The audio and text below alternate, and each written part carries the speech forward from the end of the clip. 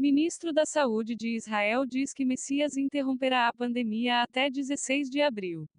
25 de março de 2020. Alguns dias atrás, Jacob Litzman, ministro da Saúde de Israel, deu uma entrevista na qual compartilhou que medidas foram tomadas para combater a pandemia. Quando perguntado se Israel permaneceria fechado até 16 de abril, quando é celebrada a Páscoa, o ministro respondeu de maneira inesperada. O ministro tem certeza de que até esse momento virá o Messias que salvará o país porque a Páscoa é o tempo da redenção. Ele disse: Deus não permita. Oramos e esperamos que o Messias chegue antes da Páscoa porque este é o tempo de nossa redenção. Estou certo de que o Messias virá e nos salvará, assim como Deus nos salvou durante o Êxodo, e fomos libertados.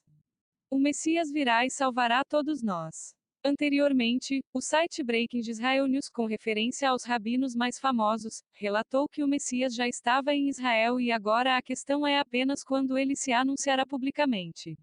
Parece que o tempo está chegando, já que o ministro da Saúde é uma pessoa oficial e ele sabe o que está dizendo.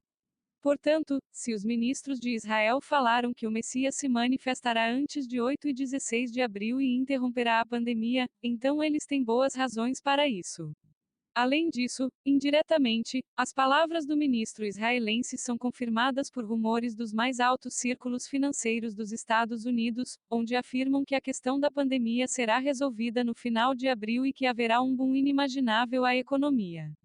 Naturalmente, os rumores são apenas as conversas de alguns participantes em salas de bate-papo e fóruns, mas essa conversa segue estritamente a declaração do ministro de Israel.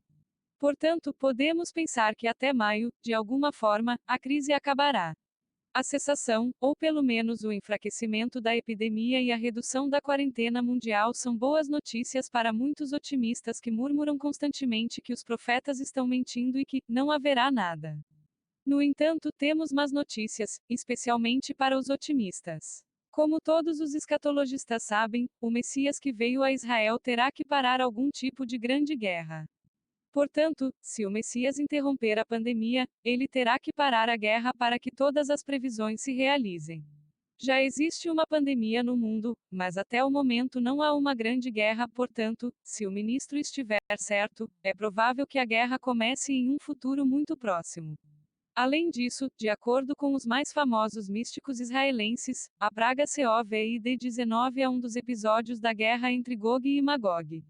Ou seja, desde que a praga veio, isso significa que devemos esperar o Gog e Magog atacar Jerusalém.